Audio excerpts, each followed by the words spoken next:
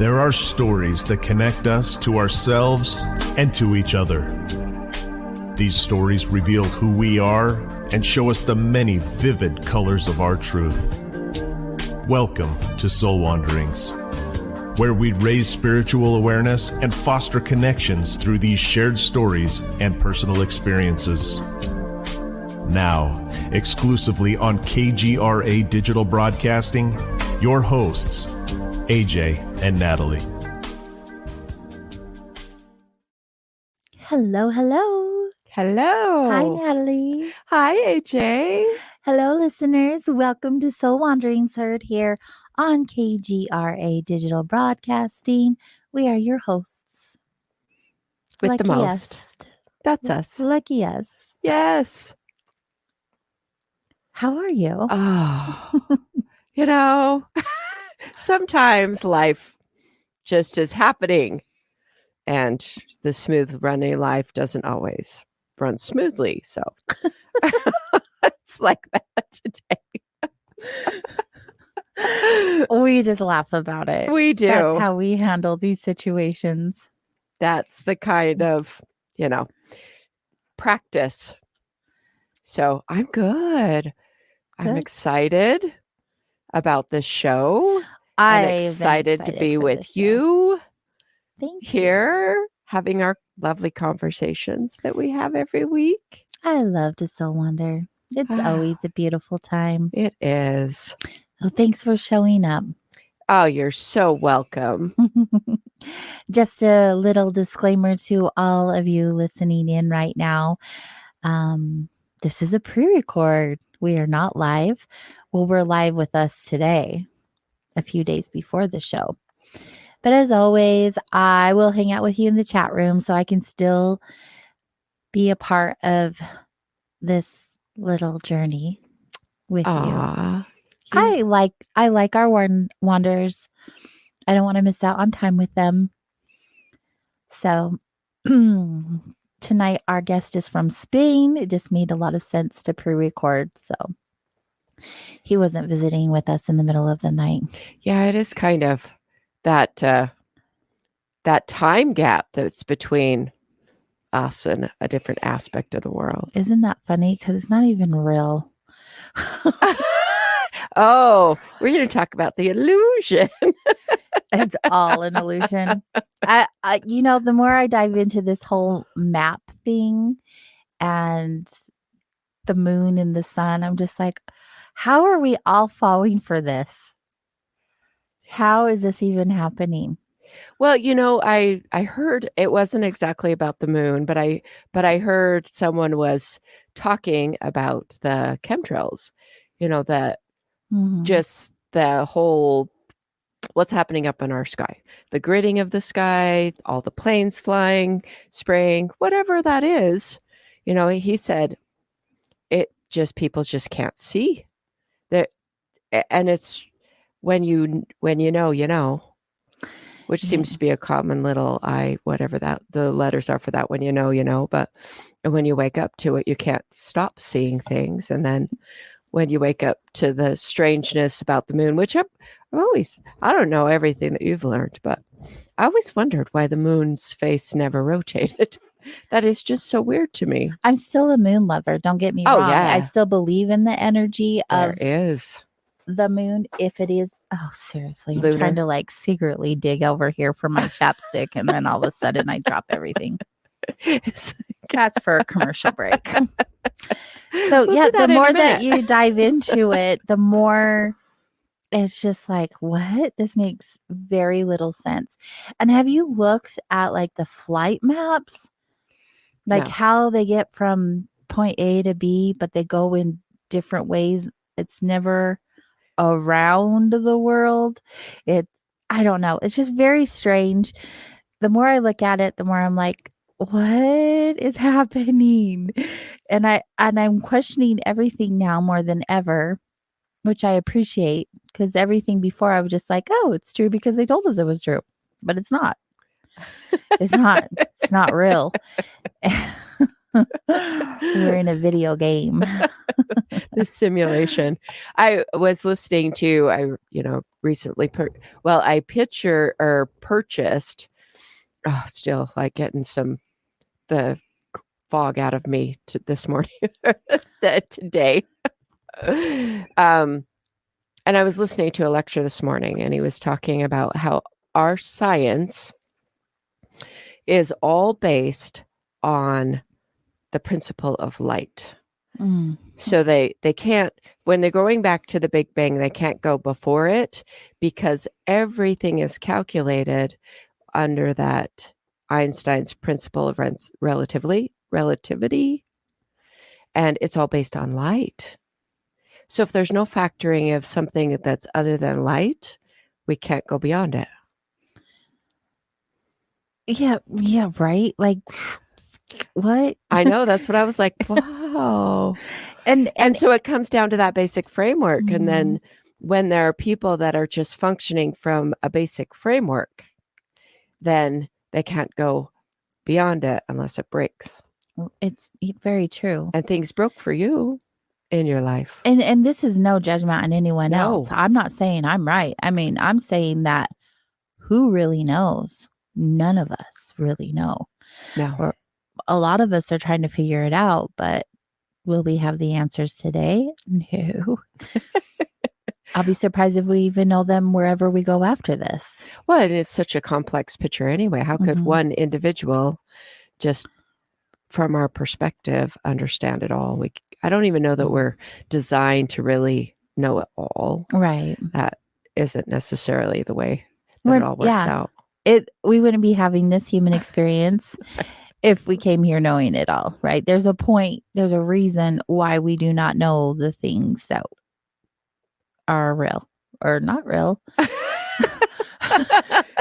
See how this That's gets what so we call this confusing. paradox. It's a paradox. And here we are being humans in this very heavy and dense world. Thank you for that. Yeah, it definitely is heavy and dense.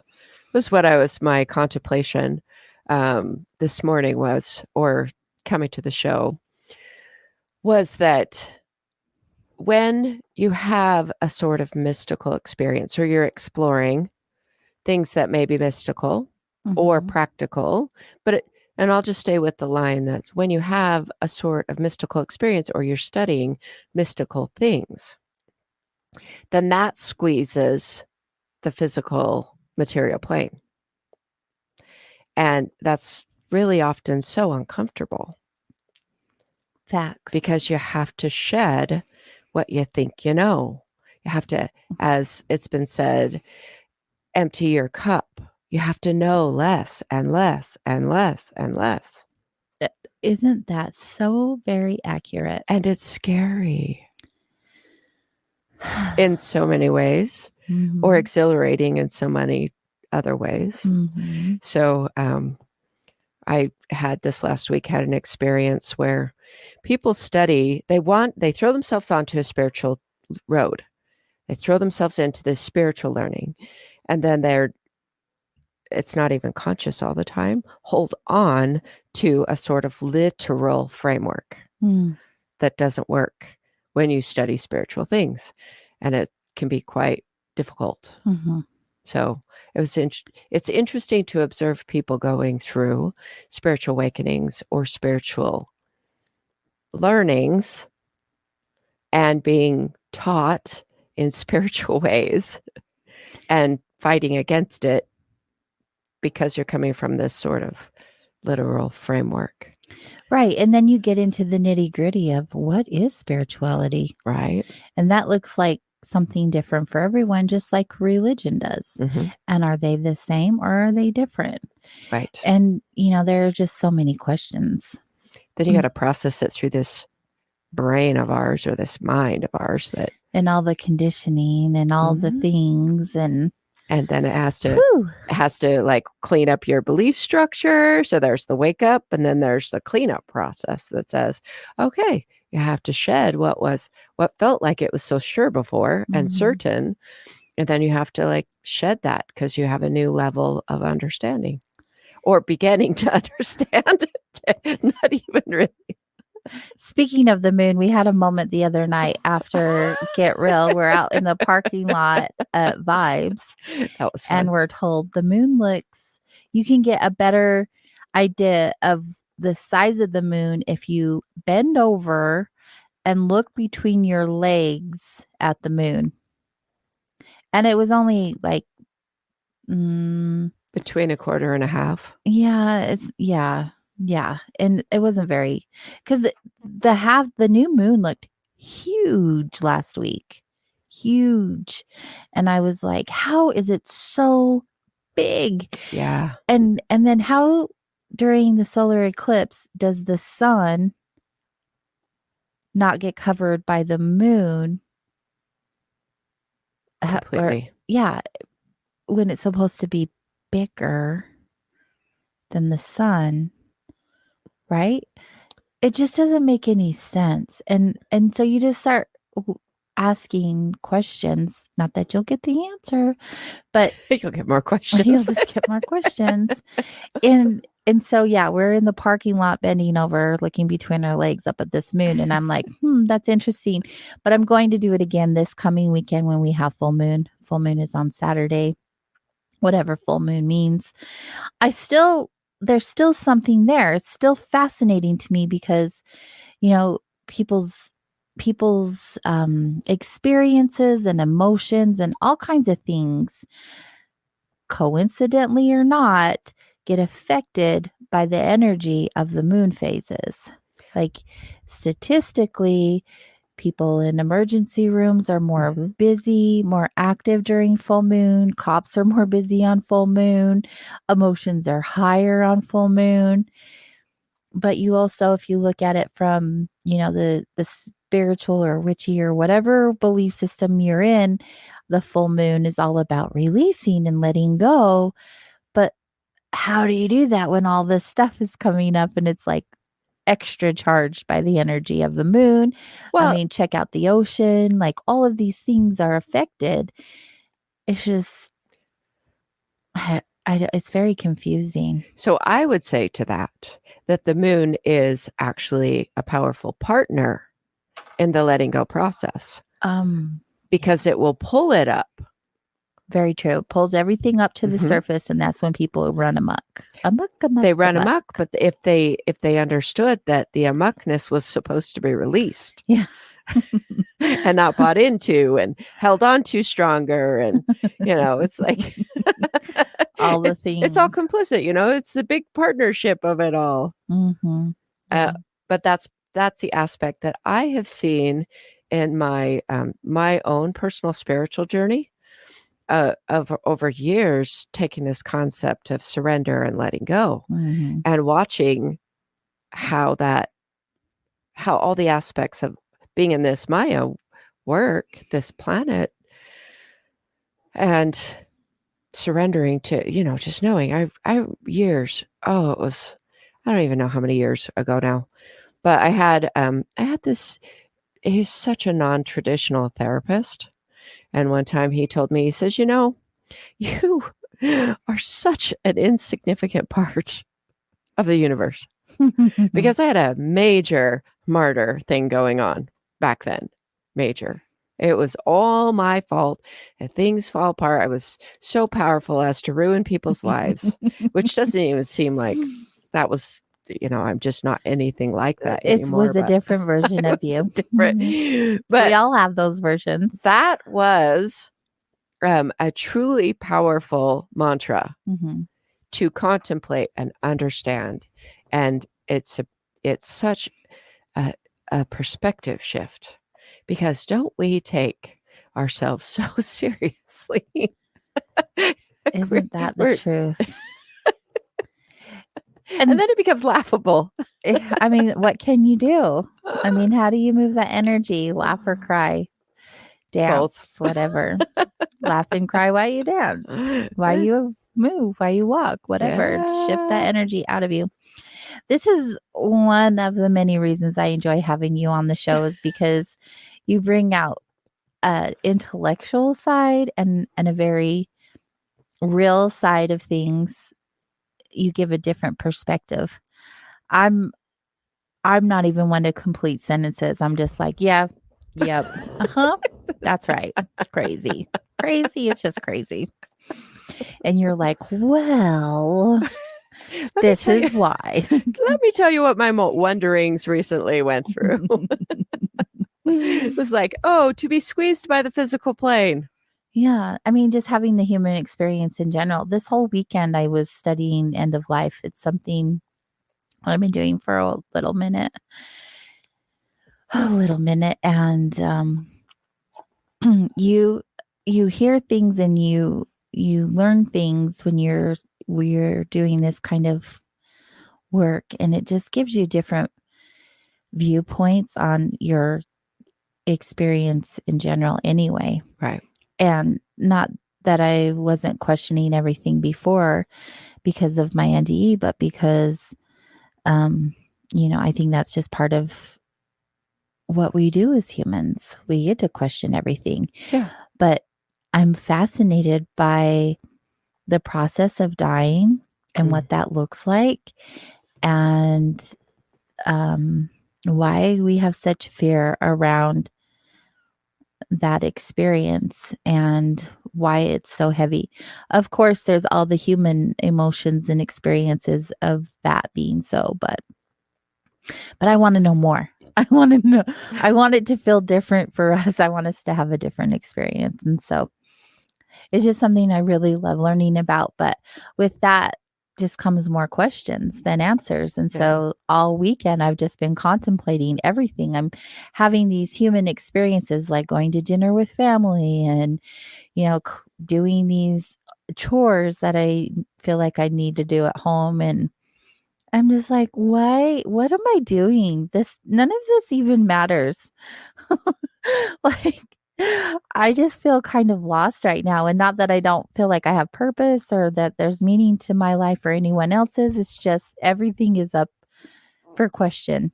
Yeah. It's not a debate. It just is. And it's just, I like where I'm at right now, where I'm inquisitive, where I'm questioning everything. People, places, things, experiences, all the things. Not that I'm looking for answers. I'm just looking to find my place in it all and my peace with it all. And so it's a cool place to be.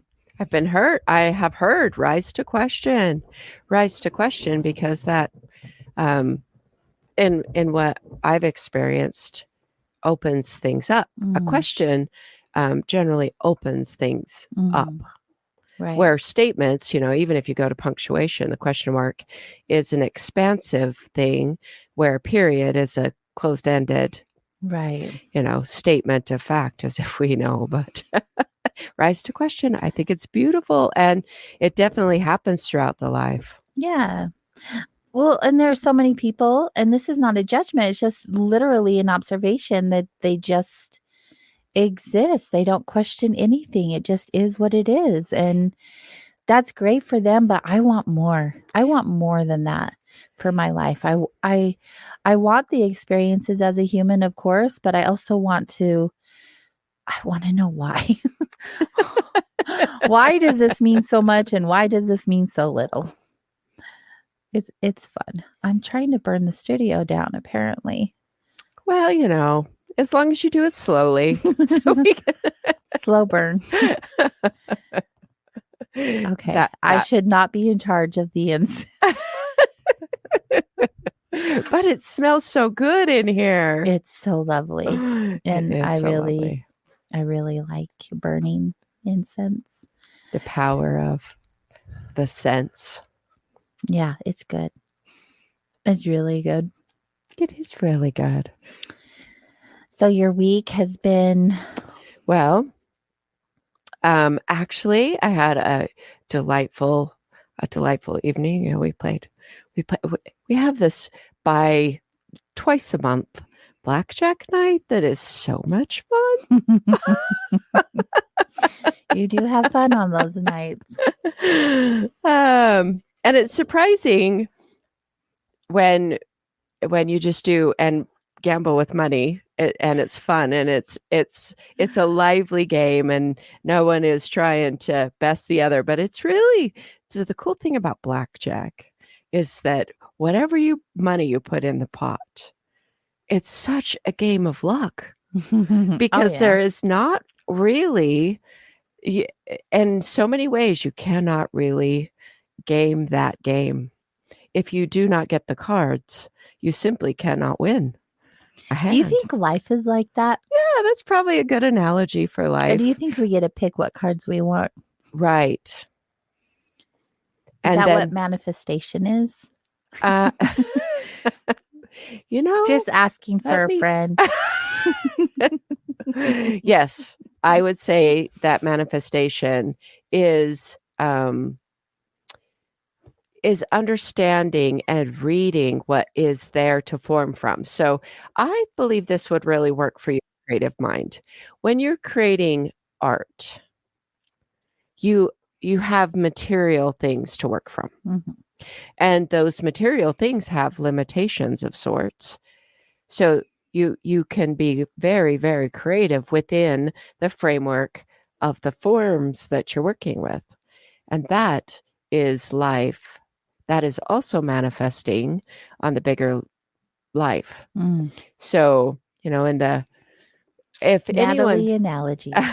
if anyone has studied like Abraham Hicks and the teachings that come from that, and saying, well, you take this idea that you would like to have come into your world, and then you put it out there to the universe to bring the components to work from. And so you watch what shows up in your life. And you relate that to art and the tools in front of us. Life in general is the exact same way. Yes. Like we talk about what tools are in your toolbox. Well, what tools are in your toolbox? Yes. And how do you know to work from the framework? And there's a lot of language that says, well, you can just create whatever you want. Mm-hmm. And it's like within the forms, though. Like if you're going to cast out a love spell, you're going to have someone show up and they're going to have their form come into your world. And, you're like, oh, I want this perfect relationship and bring this perfect person to me. Disclaimer, do not do love spells. It will challenge you. I just never think that's a good idea. Don't not take a good away idea. anyone's free No. will. Those spelling for something, we are inherently limited within our perspective. So when you spell for something, you can only get to what, the expansive things. So that's what I find about the benefit of allowing the universe to show things up for you, because it has a higher level of intelligence than we as individuals do. But also, what's the difference between a spell and a manifestation? Oh, well, I'm not sure that there is much difference depending on the framework that you're doing it in. Right. Because spirituality, they're like, I'm manifesting. I know. In religion is I'm praying. Right. And in witchcraft is I'm spell casting. Mm-hmm. What is the difference between them all, or are they all the same? Well, I think in so many ways they're very much the same, but it's when, so we go back to the game of blackjack, then the universe, so you do your spell, you do your manifestation, you do your prayer, and then you get delivered the cards. And then so many times people want to argue with the cards. I want this one to go back in the deck. I want a new card. Oh yeah. So I tend to be the dealer. So we had this one hand and it came down to two people, and she knew that she didn't have the right hand to beat his hand. So she's like, I have to take a card. I just have to take a card, because there's this thing, there's this place that you get to, and this would happen to be the big hand. And I said, it's a bad idea, because I had seen the card. No, you don't want to do that. And so I just flipped down until there was a low enough one that was like, so I like discarded like 4 or 5 cards, and I'll go, how about this one? Yeah. It took her one over. So it reminds me, I hung out with a listener who has his own platform and his own show, and he was pulling cards when I was on his show. And there was one card that didn't resonate and I don't remember the details if it was with me or with someone else or with him towards one of us, but he's like, oh, I don't like that card. Let's get a new card. Right. And I was like, wait, what? You can't do that. That's not how that works. No, because get then the you're card missing the that you- wisdom. Mhm. You're like, I'm going to argue with life.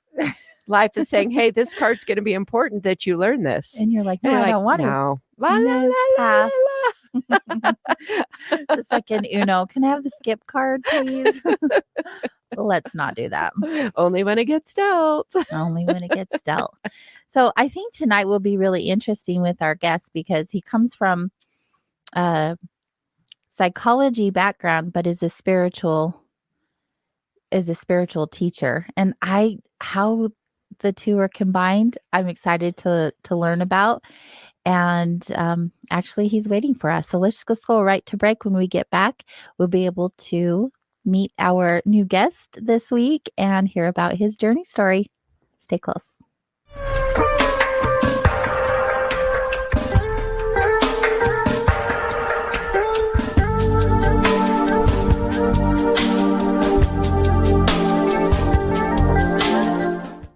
Hey members, the new KGRA DB app is now available on iOS and Android devices.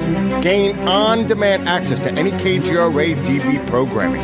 Download any show directly to your mobile device to listen or watch on the go. Go to the App Store and search KGRA DB. Did you know 75% of Americans are chronically dehydrated? If you struggle with focus, run low on energy, or when it's time to finally sleep, you simply can't, this can all be linked to dehydration, and Fuel Up has the answer. Our proprietary formula contains the finest cellular hydration with the strongest immune-enhancing natural ingredients. The Fuel Up system is made up of 3 different incredibly tasting varieties.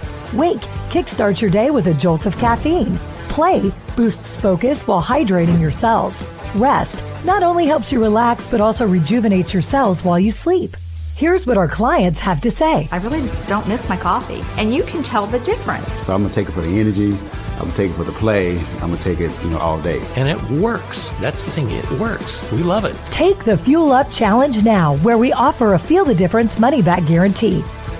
Fuel Up for life.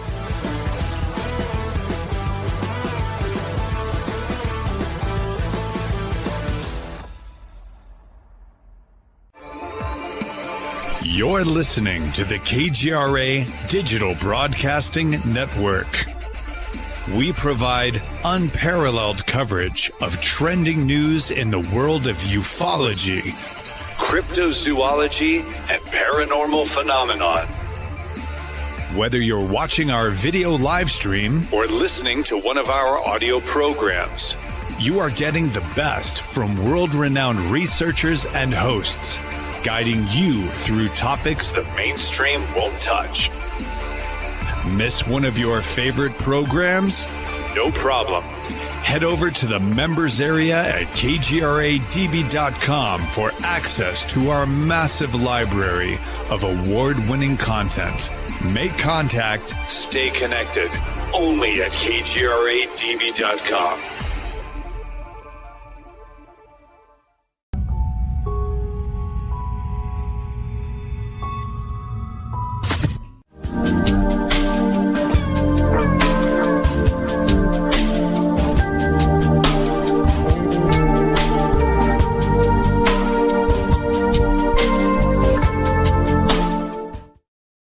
Hello, everyone. Welcome back to Soul Wanderings on KGRA Digital Broadcasting.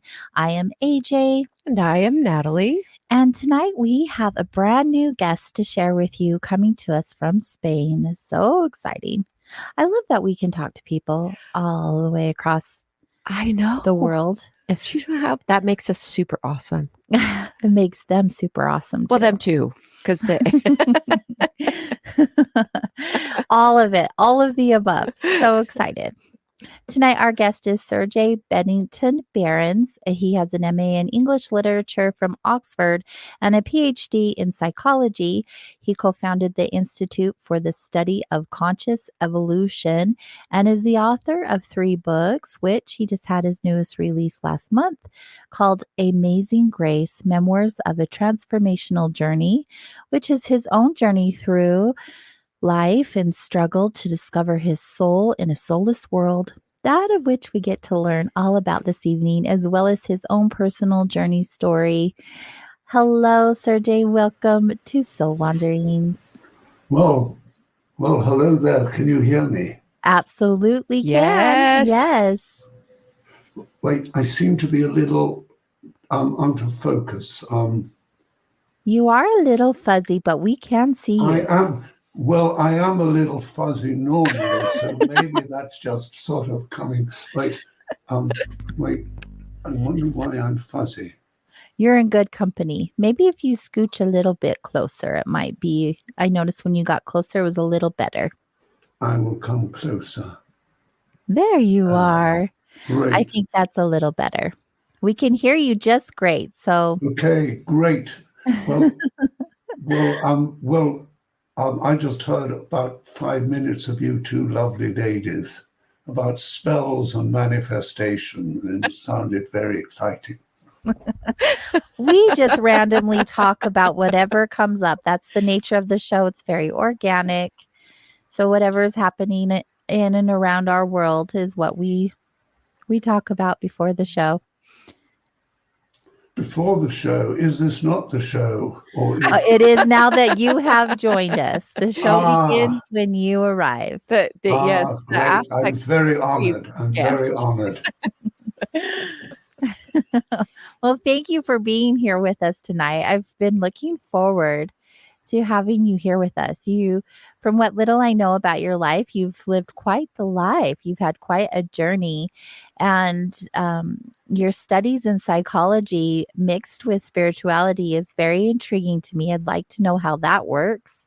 Plus, we want to hear all about your newest release, Amazing Grace. So we'll just let you begin by sharing a little bit about yourself in your own words. Well, I always say, once a hippie, always a hippie. That's true. and kind of, I'm one of those old hippies now. But when I was a young hippie, I was a sort of non-druggy hippie. I was a jock hippie. I was a bit of an exception. I was a ski racer and an athlete and things. And so I had the long hair, but I didn't smoke dope. So anyway, it's very kind of you to ask me about my funny old book.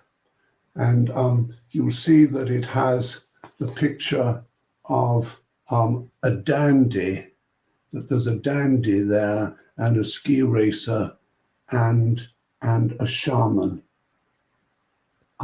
because those were all identities of mine. But basically, I wrote the book because I was always listening to other people's stories, sort of teaching spiritual retreats and everything. And I also realized I had quite a funny and interesting story, because I was brought up to be terribly privileged. My mama was a Russian princess, and my dad was a multimillionaire. So I came into this family that had 17 servants just for the 3 of us, and sort of opulence and wealth, and sort of everyone around us. I grew up as a little boy, with royalty around me and famous people and, rich tycoons, but I never felt at home in this world. I kind of played the game, and I became entitled and snobbish and misogynistic and homophobic and all those things that sort of kind of middle upper class Englishmen do, you know, who look down at sort of everyone whose accent sort of isn't posh.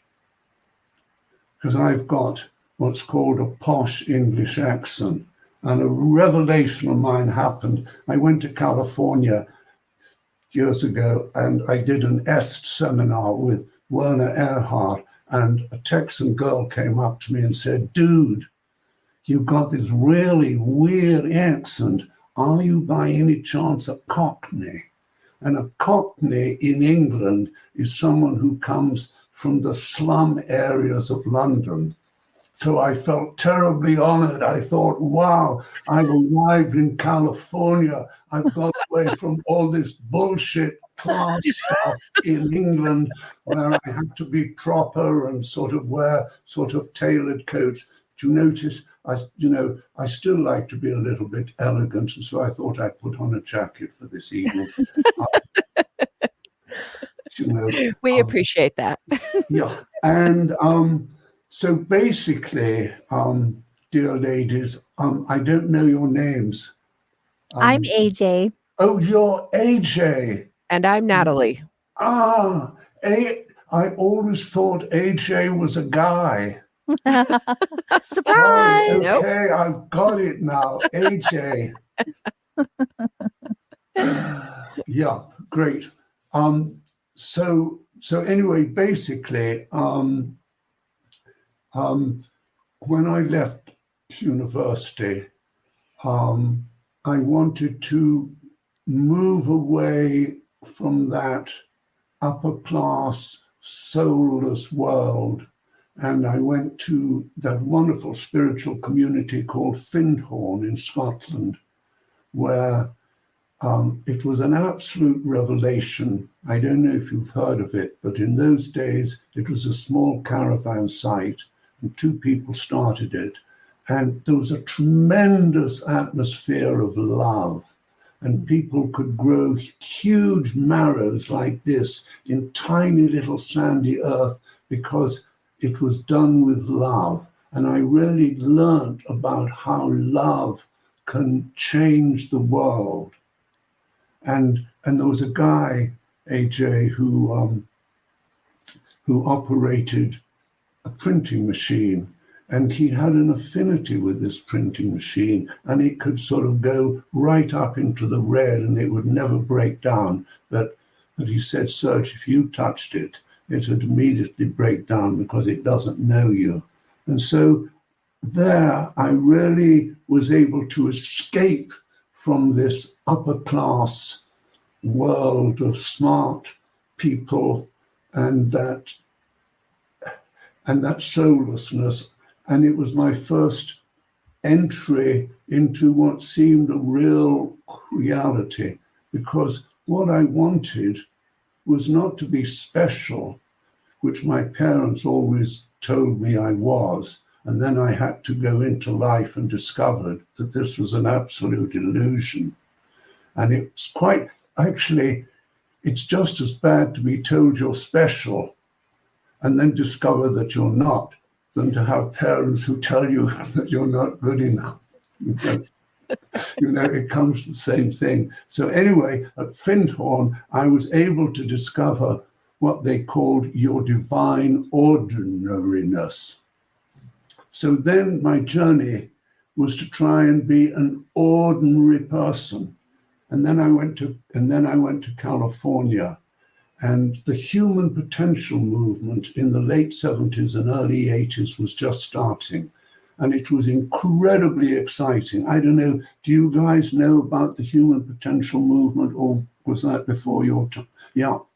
Well, when you've heard about Haight-Ashbury and the, turn on, tune in and sort of drop out sort of Timothy Leary. Well, the human potential movement was much more important, but no one talked about it because it wasn't sort of fashionable and sexy. But basically, all the visionaries from Europe, they came to California to develop their theories, and the whole name of the game was, what does it mean to be human? How can we be human?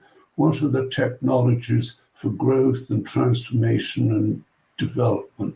So I was in the middle of this incredibly exciting movement, and I met all my spiritual heroes and even had the privilege of even sort of working alongside some of them.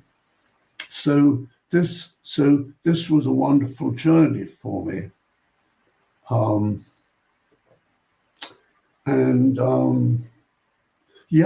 And so sort of basically, I wrote this book to also show my clients and the people who worked with me over the years who think I'm this sort of wonderful chap who's never had any problems and, you know, and has got his life together, just to let everyone know how I dealt with my narcissism, my sense of inferiority, you know, my sense of not being good enough, my sense of not being clever enough. I always had to be with beautiful women because I felt terribly ugly inside. And I always had to be with very intelligent men because I felt very dumb inside. And so it was sort of how I was able to sort of work through all my issues that basically were both psychological and spiritual, and how I had to work with my shadow. Sorry, just taking. Oh, yes, please do that. So sort of any questions thus far, dear ladies? Well, I'm drawn. I feel very empowered by both of you and inspired by both of you. I just want to say that. Aw, Thank you for being there. You're welcome. You. I feel the same. I'm really excited to have you on the show. You've lived a life that is not familiar to me, and that alone is fascinating. I love journey stories. That's why we have the show.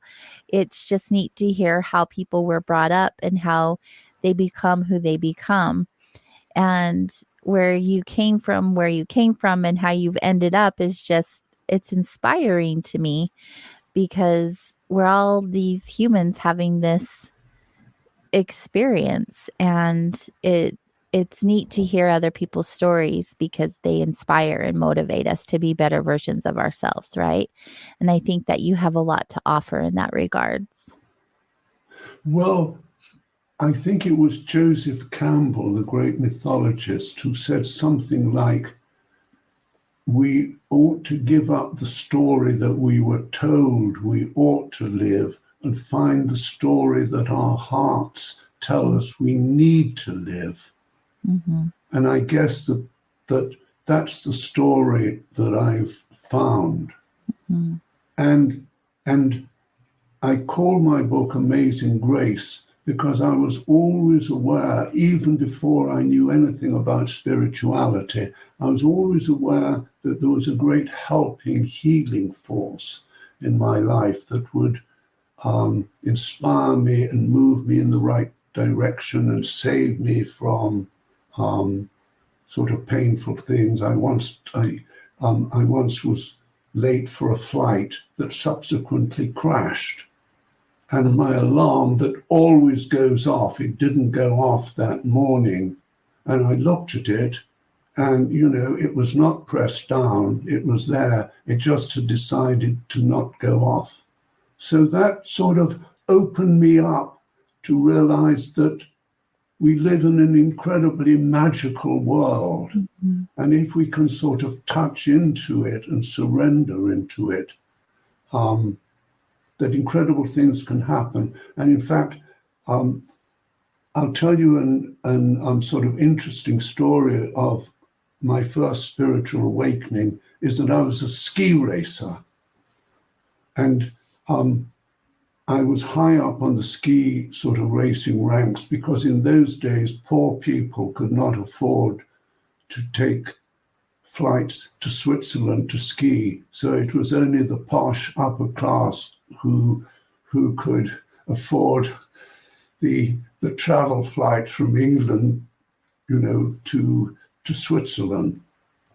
so I got into the English ski team. And a race I did, a downhill race, where you go at about 80 miles an hour. It's really quick. I approached a jump, because you have huge jumps and you jump about sort of 60 meters. And I approached it from the right, and I suddenly saw that I was going off course and I was going to land in rocks on the left-hand side, because this was 1964 and they didn't have all the kind of cool sort of boundaries and protections, along the course that they have nowadays. So it was all a little bit hokey ski racing in those days. And suddenly I was in the air and everything stopped, and I heard music, and I just felt warm arms around me, and everything happened in slow motion, and I felt kind of enveloped in a sort of jelly, and I was kind of turned round, and this all happened very slowly in midair, and I heard wonderful music, and I felt tremendously happy and calm, and I was put on the right place. It was like an intelligence said to me, "Serge, this ain't your time yet." I mean, it kind of put it a little bit more delicately than that. Not sure it used the word ain't. And so I sort of landed, and the rest of the race happened in slow motion. I was going at 80 miles an hour, but I had all the space to turn, and I did this incredible time at the end where I beat some of the best people around. And I put it as, I learned afterwards that from reading Gurdjieff, I learned sort of many years afterwards that there's a cosmic intelligence in the world that sometimes you can tap into if you take yourself to the edge. Either physically, emotionally, spiritually, or intellectually. Somehow I'd taken myself to the edge, because it was very dangerous, this race. It was more difficult than any race I'd done before. I'd taken myself to the edge, and somehow I'd invoked what Gurdjieff called a helping cosmic energy. And this energy stayed with me for about 3 weeks, and then it gradually faded away. And I didn't put it as a spiritual thing then. I just put it as something very interesting that had happened. But then I look back and I see that it was all part of a journey that I'd done in my life, where all the parts somehow fitted in. It's really incredible if you write a memoir. You don't know where you're going. I have ADD, and so I can't organize anything, sort of let alone a book. I don't know how I've written books, but I just sort of started writing, and then it all happened. I sort of realized in this funny old book that there was a kind of purpose, and all the bits sort of fitted together, and that all these weird things in my life that happened, these weird ladies who came into my life, to taunt and haunt me at times, they were all part of my sort of initiatory process. And so that there's a sort of purpose in it. And so today, I've learned that we not only love our work, but our work loves us. And I'm sure it's the same with both of you, that, sort of people love us and our animals love us, but our work loves us. So I'm working as hard as I've ever done, or as softly as I've ever done, and I'm tremendously happy, and I don't want to retire, because in a funny way, I feel I'm just beginning. That actually makes sense. It makes sense. Yeah. There's this, since humans started living longer in the last 200 or 300 years, the flowering of a human life actually occurs much later than it did, before all of that time. Now that we live routinely to like 84, we flower 50 and beyond, which is well, absolutely, Natalie. And I remember in the 70s, I had to sort of read these psychology books about the evolution of man. And sort of by, about 15 years ago, I ought to have slowed down, walk very gently with a walking stick and wear a nice, safe sort of buttoned up, those sort of buttoned up sweaters that old men wear, the Pringle one with all those colors, and not sort of, strain myself sort of too much, but take a 5-minute stroll to, just get a little exercise and, be very quiet in my life. And I thought, hey, who wrote those books? Because it's all changing. And why is it changing? Because a new kind of humanity is in the process of being born. And we're all part of this new humanity. Mm-hmm. I think I've got a quote I wrote somewhere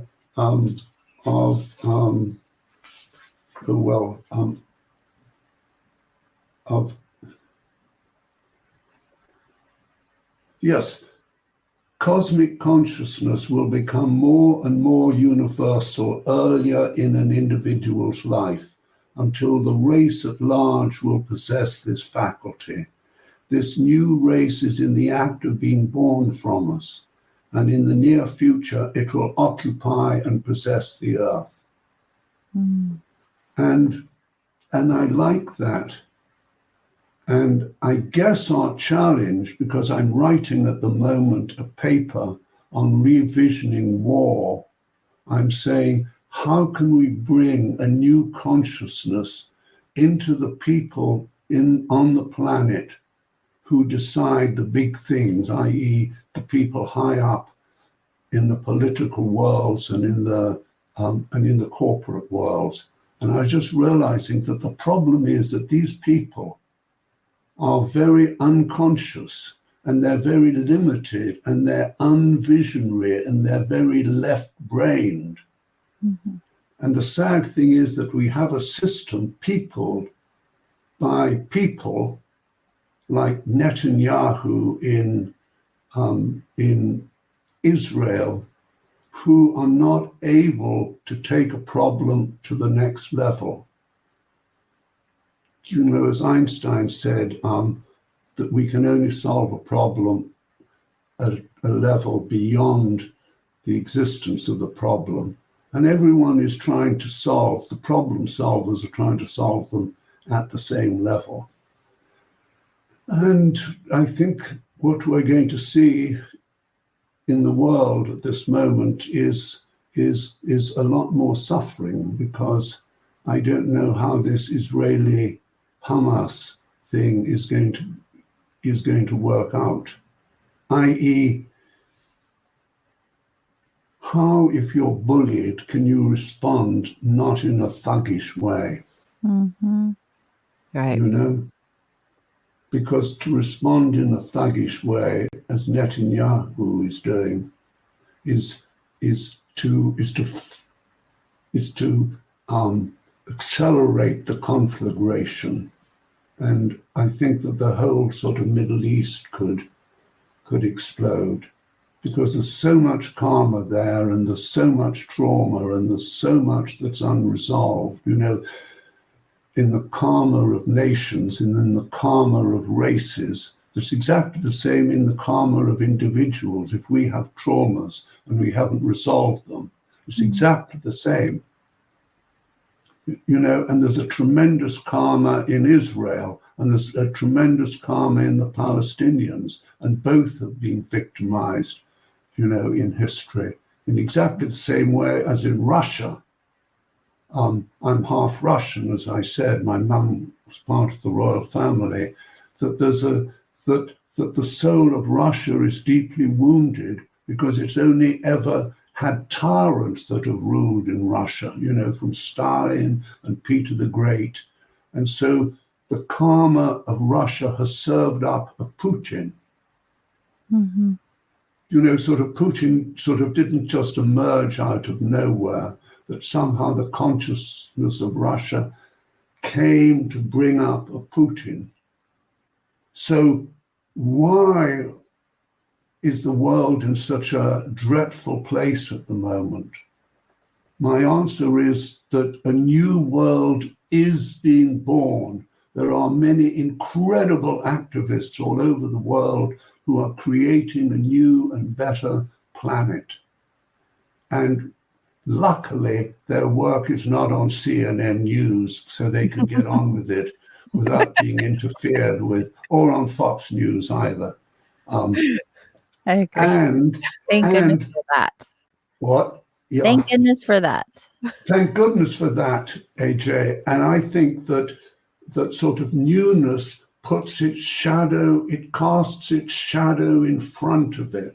Mm-hmm. So what we are facing at this moment is the sum total of everything on the planet that needs to be resolved if we are to make it to the next stage of our evolution. And the last chapter in my book, I look at how this is going to happen. I won't go into it now because I'll bore the pants off you, and Well, and I'll be talking in 2.5 hours. But I think that we've got incredible personal and interpersonal and planetary and social and political challenges in front of us. And somehow we've got to see that the right people come into the positions of power so that they're able to deal with the problems at a higher level of consciousness. Absolutely. Absolutely. We're going to stop right here and take our break for the top of the hour. When we return, we'll continue our wandering with you. We'll be back shortly. And how...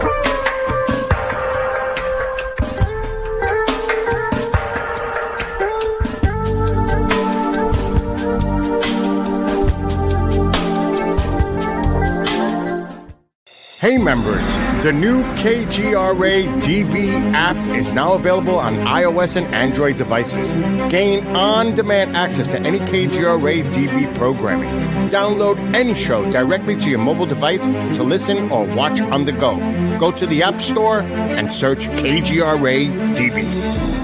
Did you know 75% of Americans are chronically dehydrated? If you struggle with focus, run low on energy, or when it's time to finally sleep, you simply can't, this can all be linked to dehydration, and Fuel Up has the answer.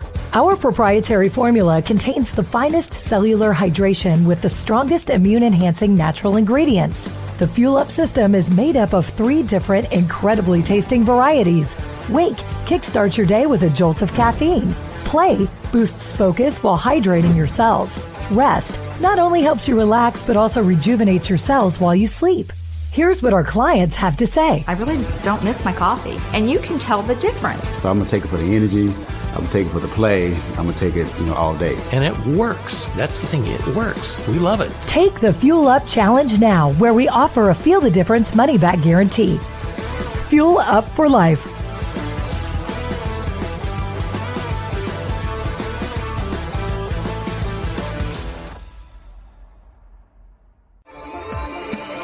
You're listening to the KGRA Digital Broadcasting Network. We provide unparalleled coverage of trending news in the world of ufology, cryptozoology, and paranormal phenomenon. Whether you're watching our video live stream or listening to one of our audio programs, you are getting the best from world-renowned researchers and hosts, guiding you through topics the mainstream won't touch. Miss one of your favorite programs? No problem. Head over to the members area at kgradb.com for access to our massive library of award-winning content. Make contact, stay connected, only at kgradb.com.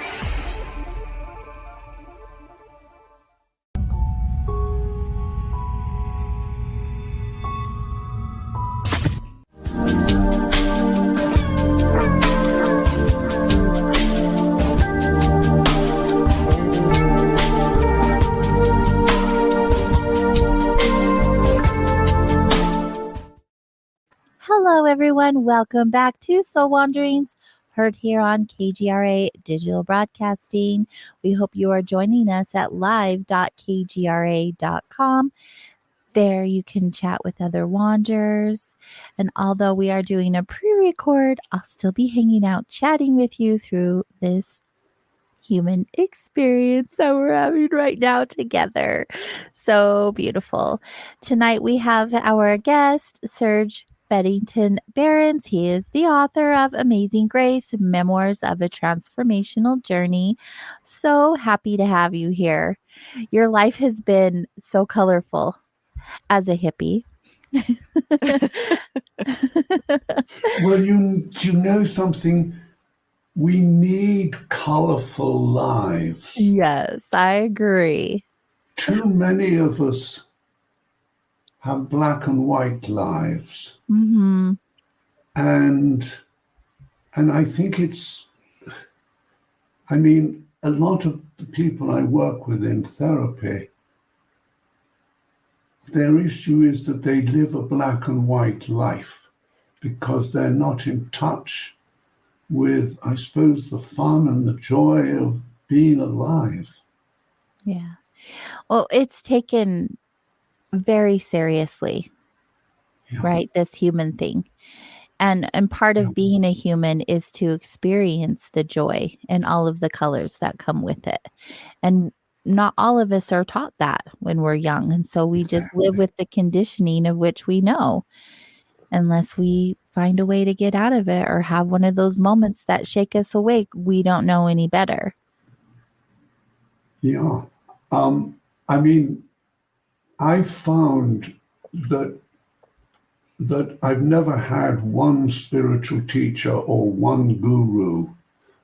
I've sort of been on the path, but I've always had to decide what I needed next. Do I go and do an intense psychotherapy?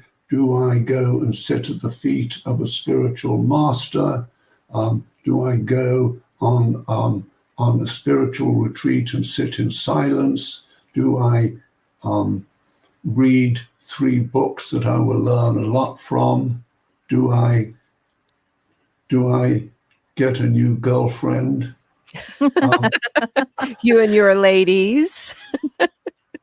Well, it's been important for me, as I'm sure it's been important for both of you, hasn't it? Haven't our experiences been with the joys and the pain of trying to struggle into intimacy, or at least that's my story, of trying to struggle into intimacy, not being taught how to be intimate, because at school and at university and at home, I never went to classes that taught one how to be intimate, how to open one's heart. And so I guess the key thing in my work, and that my first book was about, is really opening our hearts. Because if we open our hearts, everything changes. If we open our hearts to ourselves and to other people, a new kind of vision opens up. And a new quality of being able to be in the world and to appreciate it opens up. And how does one open their heart? It's such a challenging thing for many of us to do. Well, I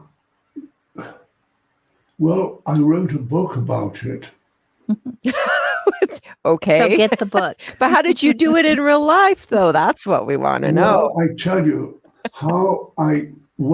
I'm doing it. I won't say I've done it. I'm struggling to do it.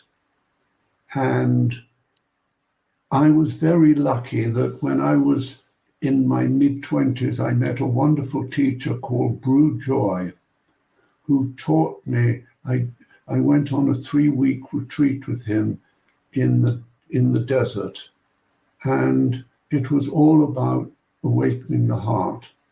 And I realized how sad my little heart was, how withered and unused, because I'd grown up like so many of us who live in our heads. And, I realized my heart was wounded. And I guess we open our hearts by being aware of it, knowing it's our best friend, and being willing to go into the pain and the woundedness, knowing that the deeper dimension of our hearts is not wounded.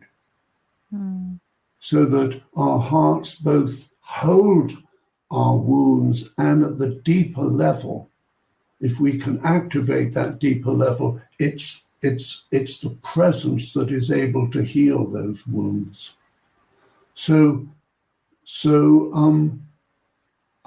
And I studied with a Sufi teacher called Vilayat Khan, who said to me, Serge, before the heart can open, it has to break.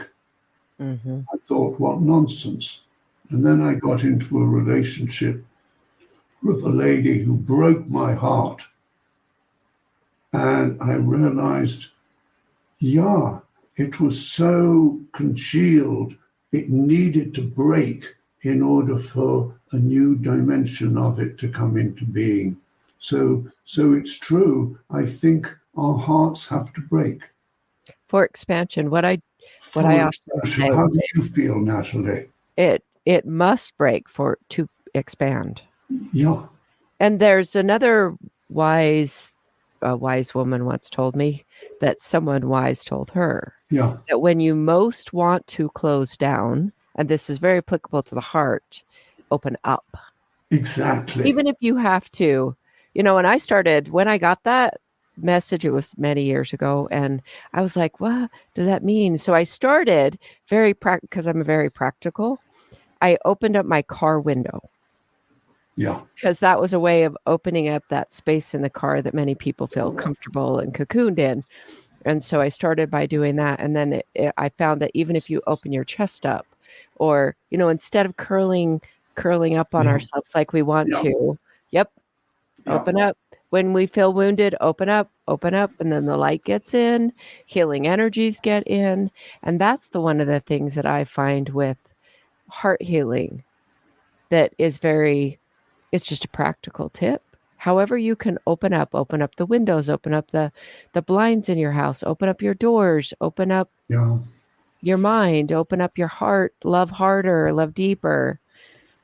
Relationships are our biggest teacher too. People are like, I can't do that anymore. I don't want to risk hurting again. And so people just shut it down and build these walls that are during this pain, which now if we just take pain, emotional pain, so we and compare it to physical growth, which is painful. Emotional growth is painful, but that is not a sign that it's negative. Absolutely. So, and where we're wounded is also where we're blessed. Oh. And the runner Achilles, the Greek god, was wounded on the heel, and he was the fastest runner. So I found that my wounds are my blessings, and so I'm grateful to my father for having bullied me. I'm grateful to my mother for not sort of having known how to be close with me, because it provided the matrix in order to take me on my journey. And I think with most of us, we start on our journey because we're unhappy. our world does not work. We feel there's more out of our lives than we're getting. And so sort of sorrow has to be honored. It has to be taken in. And I do a lot of rituals with sort of clients of mine who are wounded with sorrow, sort of rituals to help them go deeper into their pain. And as they go deeper into their pain, their heart begins to open up. Because I think that there was a poem by William Blake, and it said, "Pain and joy are woven fine, a clothing of the light divine." I can't remember how it goes on, but anyway, it's sort of accepting both. And Rumi has a wonderful story, and he says, beware people who just give you comfort and lull you to sleep by their niceness, and be grateful for the person at the side of the road who beats you up and leaves you lying there bleeding and torn, because that is the person who is your teacher. And there's something about that we need the challenges, because it helps us to wake up. And I think, coming back to what I was saying earlier about the problems in the world today, in all this terror and horribleness, it's asking us to open our hearts more, because there's great power and strength there. The great visionary priest, Teilhard de Chardin, sort of, who was well known in the early 20th century, he said after the first nuclear bomb had been dropped, and he said, "There's more power inside the awake human heart than inside the nuclear bomb." So what about if we really learnt to activate our, what I call our greatest weapon of self-construction, our hearts? And as I feel both of you, I feel sort of both of you have very loving hearts. And because of that, it gives me a space to be me. I sometimes have an interview with someone and I pick them up. They couldn't care a hoot, that they've got to do their time, and they say, well, and what did you do then? And sort of kind of look at their watch, sort of, and ask them another question. That's not how we do things around I know. It's just lovely. It's just lovely. I feel very touched by both of you. Thank you. So, yeah, I feel very touched by both your loving hearts. The feelings are mutual. I love how that brings out an energy just is. Yeah. We can't put on airs that are energetic. It either is that or it isn't. Correct. Yes, exactly. And I want to say here that if there's anyone who's listening to this show and their hearts are hurting, please be in touch with me. I'm happy to spend an hour talking with you and help you, no charge. I'm happy, and just be in touch with me through my, through my sort of website. That is, we'll share that information as well. Yes, but sort of please take that up. I'd be very happy. And again, it's not Serge being nice. It's Serge honoring. No, it's not Serge going out of his way, but it's Serge doing his way, because I think the natural way for all of us is to be there and to support and to honor and be activists for the emergence of a better world in the areas where we can be an activist. And, and sort of, here's an area where I can be an activist. I don't go to, I don't go with Greenpeace to try and stop the whalers. I don't go into the forests to stand up against the loggers who are cutting them down. That's not my role. I leave that to others. But I can help people with sad hearts bring some happiness into them. And I think that the idea of being an activist for a better world and finding those areas where our activism works is really important. Like Joan Bass, she used to go out with Bob Dylan. I'm a big fan of Bob Dylan. And she was really pissed off with him because he didn't go on the protest marches, and he'd lie in bed smoking cigarettes. She said, he's such a lazy bastard. He doesn't go on the protest marches. We've got to protest. And then he said to her, look, honey, I write songs about them. I'm not going to, that's the thing that I do. I don't want to walk on them. I prefer to stay in bed. So we need to find our thing that is our thing and not be guilty that, we're not doing everything. And I guess that one way that you two lovely ladies do your service is through this.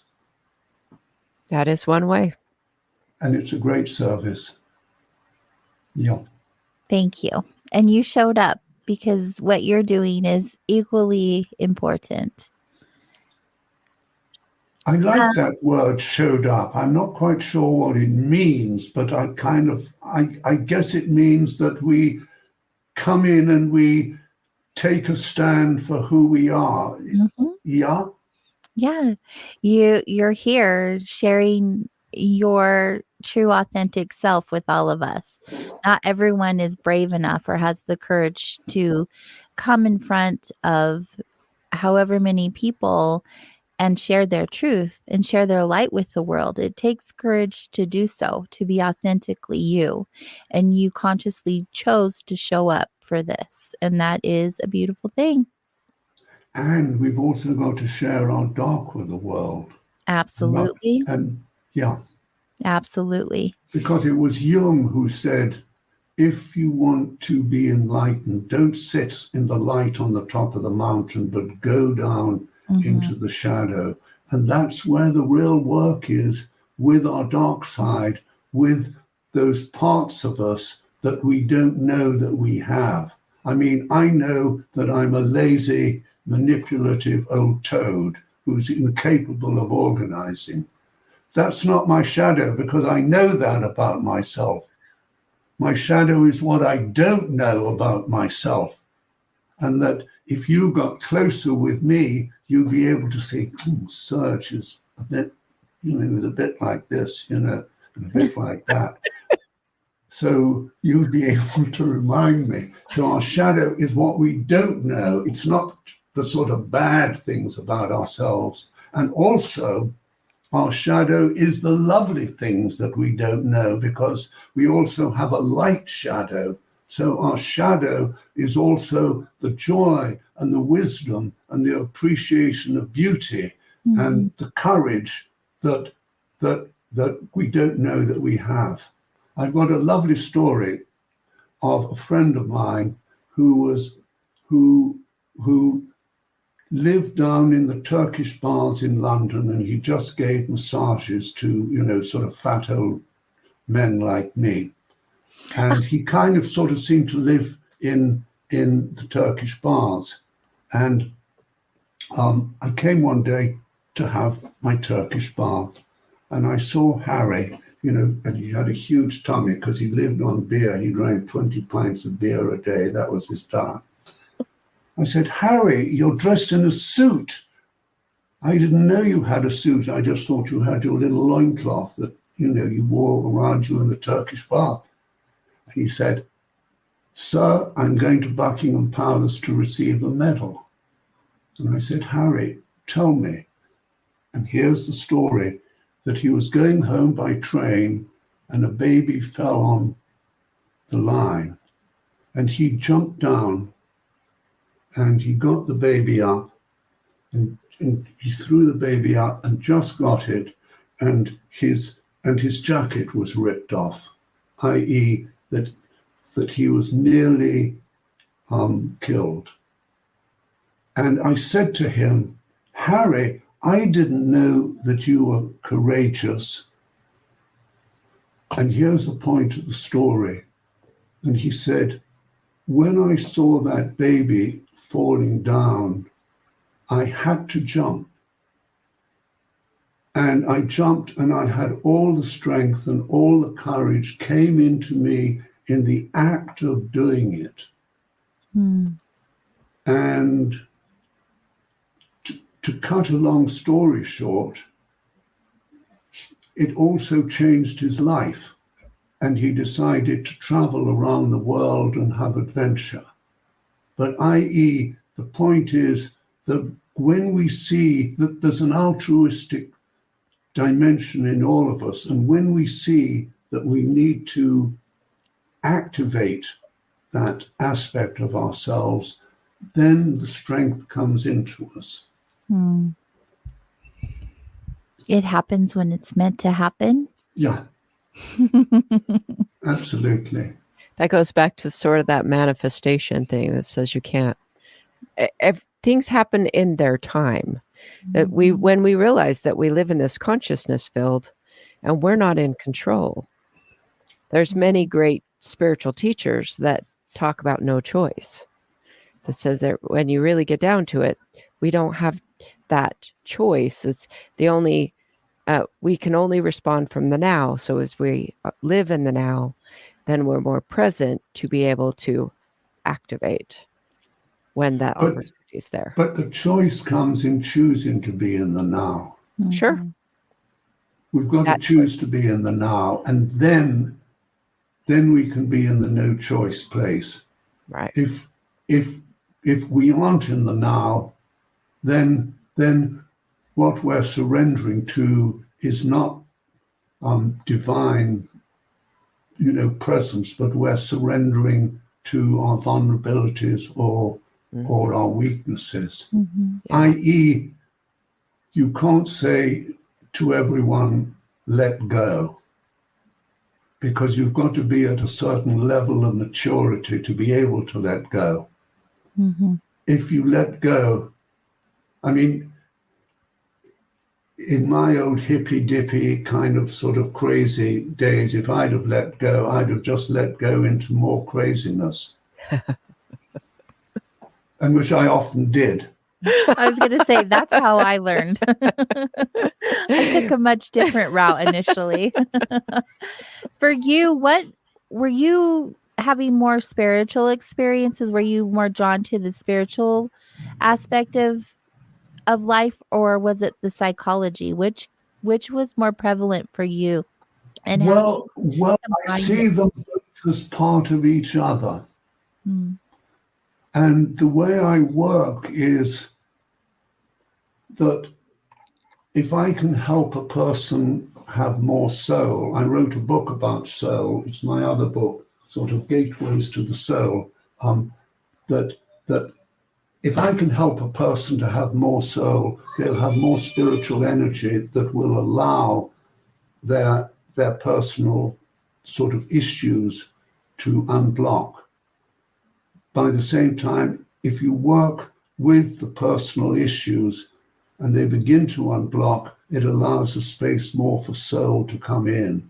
So I see my work as spiritual work, whatever work I'm doing, if I'm, that whatever I'm doing, and for me, I'm a transpersonal psychotherapist, which means that I sort of own that we're all part of one humanity and we're all part of one planet. So I don't see a distinction between spiritual work and therapy work, although a lot of traditional therapists still today only work with the personality and think anything about soul and thing is escapism. That's why I found it so fascinating when I saw you did both, because that's not very common. I like it. It's not common, really. I don't see it being common. Well, it may be that our You Western, mean sort of within the framework of like social work or the psychotherapists that are around where we are. I don't know that that's really a lot. It's possible because whatever schooling you go through is the framework that you end up being the professional from. And so you went to the university, but then you also went to the University of Life. And is that where you ended up with? Was a much more important university, right?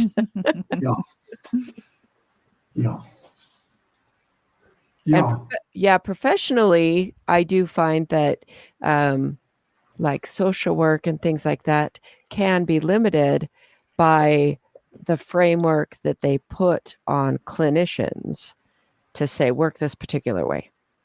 Yeah. I think that there can be distortions either way. That, someone is very ill and they go to see a person who will help them tune into their angels. You don't need to be tuned into your damn angels if you're psychotic and you're in a terrible depression. But the angel sort of worker does not know how to work at that level. By the same token, there's people who only keep the work on the personality level. And they need to bring in someone who works with angels to help this person to sort of open up to the higher levels. I mean, in all fields, there's cowboys and cowgirls and distortions. And when I came to California for the Human Potential Movement, and it was called the New Age then, there were a lot of cowboys. And there was a particular kind of course that was being taught called How to Be a Millionaire in Love. And this cowboy would charge a huge amount, and he was a good looking guy, so he could sort of bullshit everyone. Sort of how to use spirituality, to get as many women as you wanted and how to grow very, very rich. And I attended one of his seminars just to see the distortions. And I stood up and I absolutely exposed him. And then I made it a policy of mine to expose these sort of cowboys. It's kind of like these life coaches who take you into the depths and they don't know how to deal with it. That there are cowboys and cowgirls in our field, as there are in every field. Mm-hmm. There's a lot of people working in ego. Yeah. Mm-hmm. It's a very ego-based. It's hard to decipher for someone who's just getting into their journey, right? When they're starting to question, because there are so many gurus. Well, and it goes along with when you are in a sort of space where you feel like it marries into what you had said earlier, where you felt dumb. And so you would put yourself with people that were more intelligent, and it was your interpretation of yourself that drove you to these people to learn more than to discover that it's all inside of you. But that's the whole journey. And so all the way along, a lot of times people are looking for the teacher outside of themselves because they don't see or haven't tapped into what's in them. Exactly. And that's the nature of this human journey. It is. That I had a friend who wrote a song, and it went, "It's in every one of you to be wise. Find your heart, open up both your eyes. We can all know everything without ever knowing why. It's in every one of us, by and by." Aww. That's beautiful. But I think that the thing is that there's lots of different levels of spirituality. And when you're first starting on the path, or, certainly when I used meditation and yoga to help my personality feel better. In other words, if I meditated and did yoga, it helped the part of me that didn't feel confident feel a little more confident, i.e., I wasn't trying to get rid of ego. I needed to make my ego a bit healthier, because there's a difference between an unhealthy ego, i.e. Donald Trump, and a healthy ego. And so we need spirituality to boost up our ego, because we need to heal them. And I don't believe, as those Indian sort of Hindus do, that you get rid of ego. Because I think that ego in the right place is a good buddy. It needs to be our servant and not our master. I don't ever pretend to be egoless, and I never want to be egoless. But I hope that that part of me does not control my life as much as it did, so that it's a little bit more my servant. And if I can live consciously, I can see, oh yes, my ego's coming up, it wants to assert itself. And then I can have a mastery over it. But I think that when we start developing a deeper sense of who we are, our ego naturally comes a little bit more to the side. I mean, I found that when I studied with a lovely man in Lucknow, India, called Papaji, who was the student of the famous Ramana Maharshi, the great sort of enlightened, sort of mystical sage of India, that I hung out with him a lot, and something deeply changed.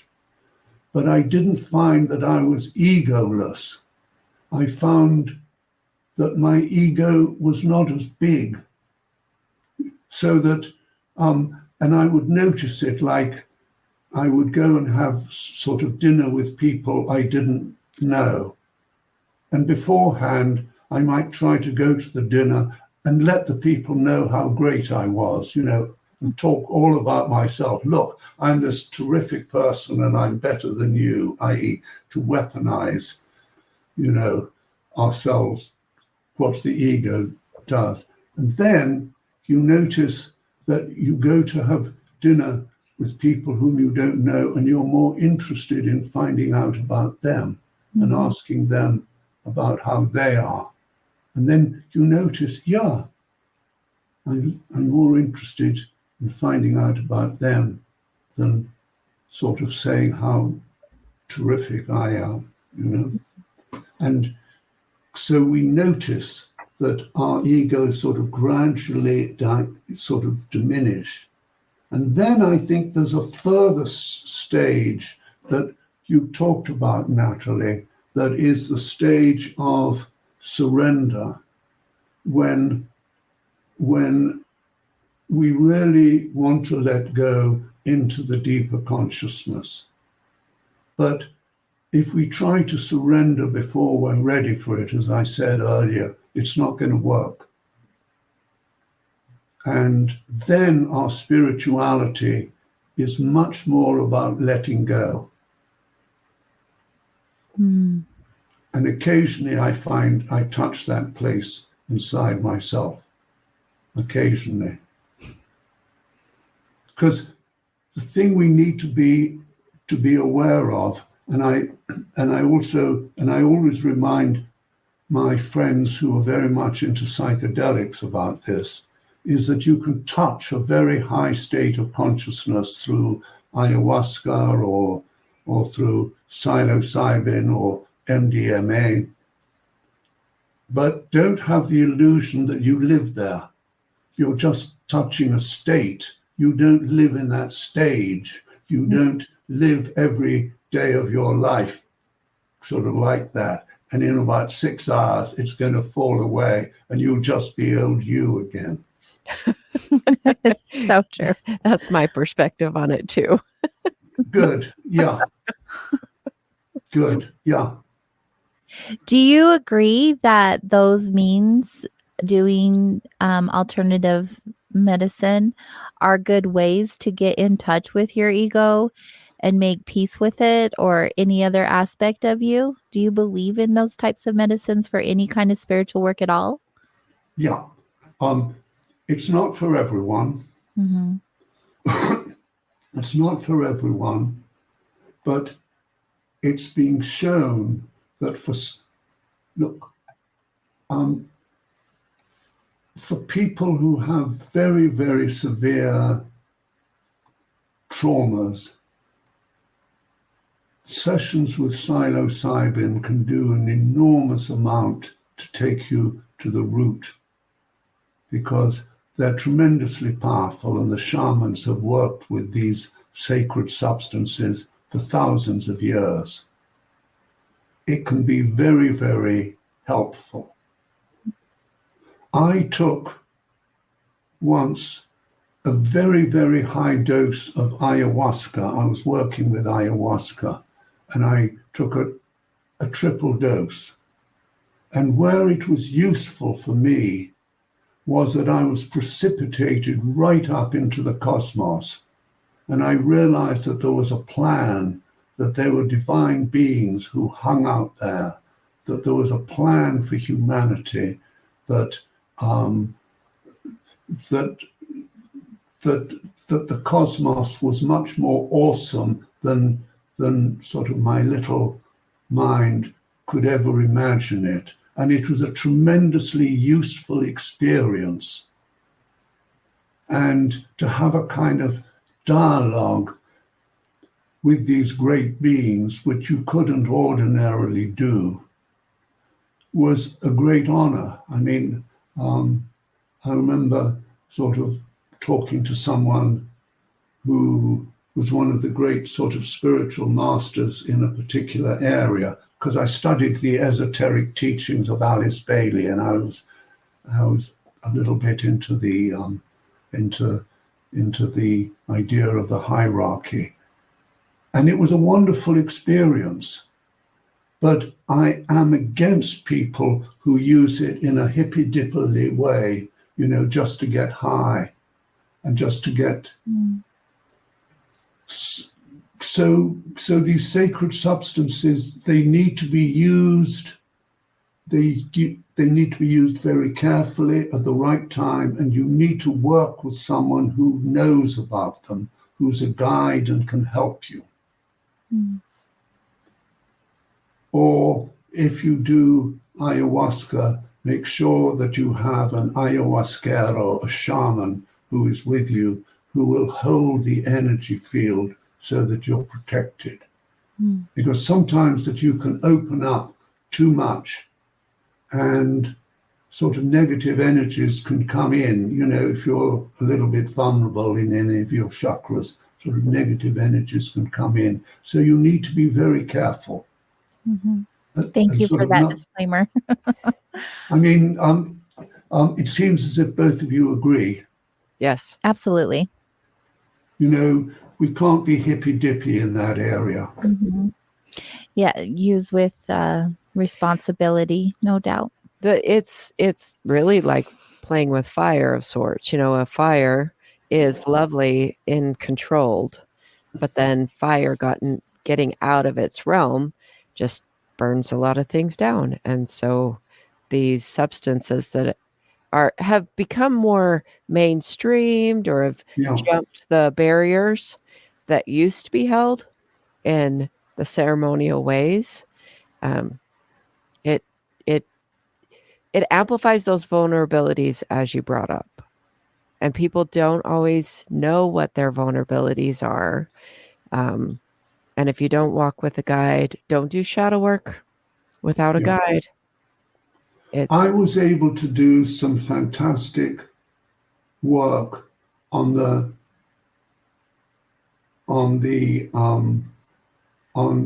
fascistic mindset of sort of manhood. In one ayahuasca session, I went into a space that was not mine. I went into the worst space of the fascist and the tyrant. You know, I mean, obviously there was a part of me that resonated. I mean, as Thich Nhat Hanh said, that the warlikeness exists in all of us. It's not just in the soldiers. And I went into a space inside myself. It seemed to be human collective, but me as well, that I understood the whole psychology of the tyrant and the fascist, and there was tremendous sorrow and there was tremendous weeping. It was tremendously painful. It was the most painful thing I've ever done. But the ayahuasca, the spirit in the ayahuasca gave me the strength to be able to do that kind of sacred work that on my own I would certainly not have been able to do. And I didn't particularly ask for it, you know. I just came in, you know, expecting a nice little, you know, and, hey, buddy, I'm sorry, we've got another journey in store for you. Well, I would imagine that through your bloodline, there's aspects that that's why that was an aspect of your journey, is it's in your blood, it's in your genetics. It's there for you to understand where not everyone else would. Yeah. And you were qualified for the cleanup work, huh? Yeah, it was a bit of an honor that I was qualified for that cleanup work. I don't know I did it too well because I didn't have any more invitations to do that kind of cleanup work. And actually, I was rather glad. I thought, you know, sort of one invitation's enough for me. You know? Sometimes that is. Like, that was good. Yeah, you know. Don't raise your hand up again. Yeah. In your book, Amazing Grace, that you just recently released, what will listeners find when they grab the book for themselves? What do they have to look forward to? A funny guy, sort of reading about an eccentric, funny guy, and, you know, and some of the workings of crazy upper class England and sort of public school that's the same as sort of private school in America, and a lot of laughs, a lot of craziness over ladies. And so sort of ladies can also take sort of realize that us men also suffer over you ladies as well as you suffering over us, you know. That's and so true. that and also I think about how to do the spiritual journey if you don't want to be a Buddhist or a Sufi or a whatever ist you want to do, because I'm not religious. And so it's how to do it on your own. And I have a chapter on the challenges of the spiritual journey. And I think I reveal in myself, you know, the snares and pitfalls and advantages of doing certain things. But I integrate it into the course of my ordinary life, as I see that my ordinary life is the place where my initiations occur. I mean, in the past, if you wanted to grow spiritually, you'd go to a cave in the Himalayas, or you'd go to a temple or to some sort of monastery and live there forever. My path is that all the challenges are in the challenges of our sort of everyday life, in paying the mortgage, in earning enough money, in our relationships, in how we deal with people in our life, with sort of how we deal with difficult situations. Those are all the spiritual challenges. So I hope it can be inspiring to people. I hope it can inspire people. I've had a few sort of people who said that it sort of changed their lives reading this book, and sort of maybe that they were just trying to be overkind because they were good friends, but I felt inspired by this because it's personal. All my other books have been about how to do it, how you open to soul, how you open to heart. But in this book, it's about how I've tried to do it, and my fumblings and bumblings and mistakes and breakthroughs and, and falling short, and how I've dealt with my own sort of narcissism that kept returning, just when I thought it had gone, it had sort of come sort of leaping back into full force. And so I think, so sort of how do I deal with it this time? And basically showing you how you can let go of patterns that have been with us for a long time, because these patterns, they don't want to die, they want to stay. That there's a part of us that,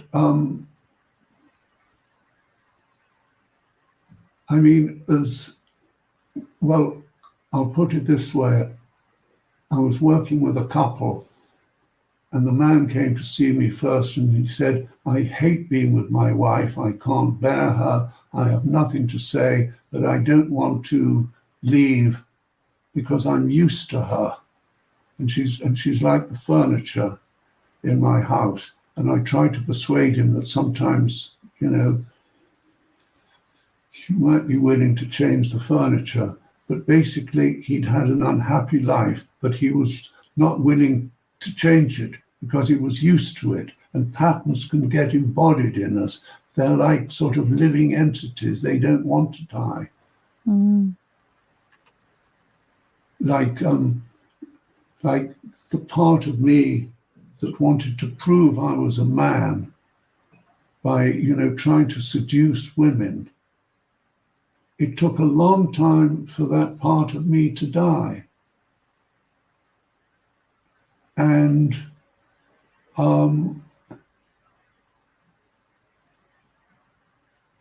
in exactly the same way, and I was never an addict, but I've worked at addiction centers in exactly the same way that if you're an addict, it's very challenging to be able to let go that pattern, if it's been with you for a long time.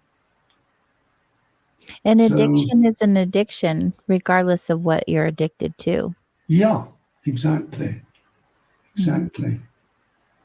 And perhaps what's nice is that it starts all confused and it has a happy ending, that I'm happy and contented in this part of my life, and that I've come to terms, with my age, and I have a wonderful wife who for some reason seems to love me, despite my being pretty impossible. And I love her. And so it's a lovely love story in the end. And for me, all my, struggles in this area of my life have come well in the end. I've met my soulmate, after all those mistakes and wrong things I've grown up, and for all my vulnerabilities in that area. And I share that with both of you as women. That I've come to terms.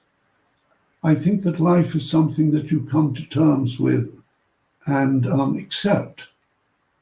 And I've sort of realized that the real abundance is inner abundance, and I feel very inwardly abundant, although, financially I have less money than I've ever had, before. I feel very rich. And I have a beautiful daughter, No, I think I've got a picture of my lovely daughter. I'm just going to show you. Yeah, because I'm so proud of her. Sort of here, yes. And she's very beautiful. And I've got a beautiful young daughter whom I love very much. And it's also a story of trying to be a good father. You know, sort of what does it mean to be a good, to be a good parent? And one thing I've realized is that I thought that I was her teacher and the creator of her, but in a way, she's my teacher. She's teaching me how to be a parent. And she's also teaching me to love unconditionally. When I ask her to phone and she doesn't do so for 3 weeks, to love her unconditionally and just know that she's busy and has more important things to do than ring Dad. And, and not moan and groan.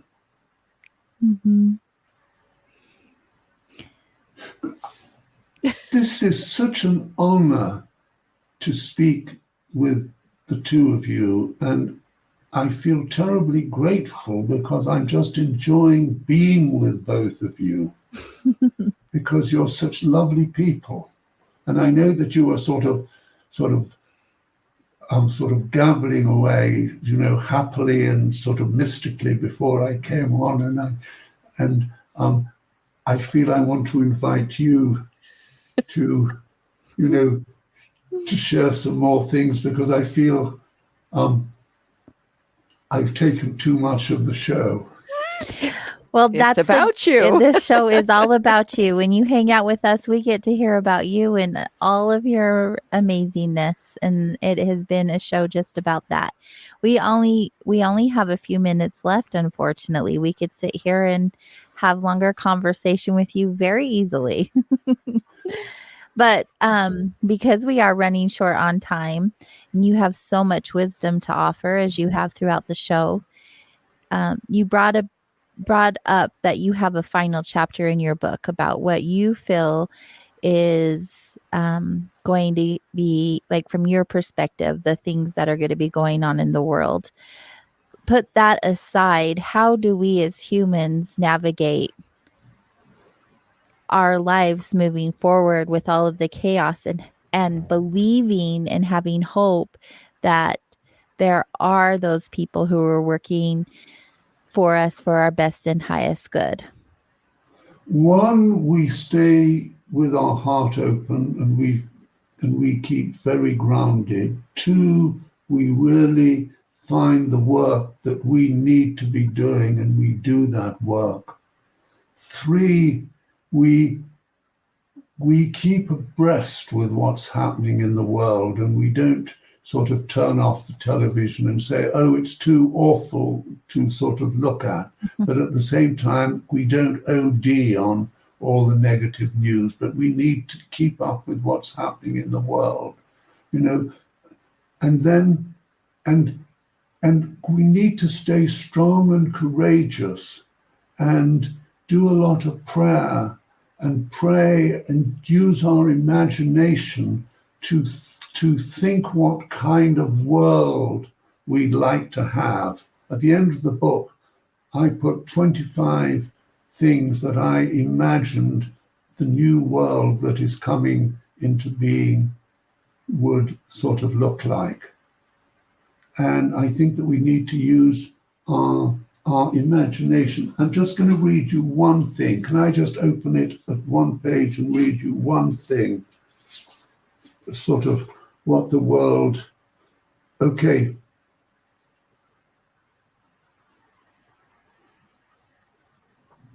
Sort of visionaries or activists working for a transformed world will be honored and encouraged.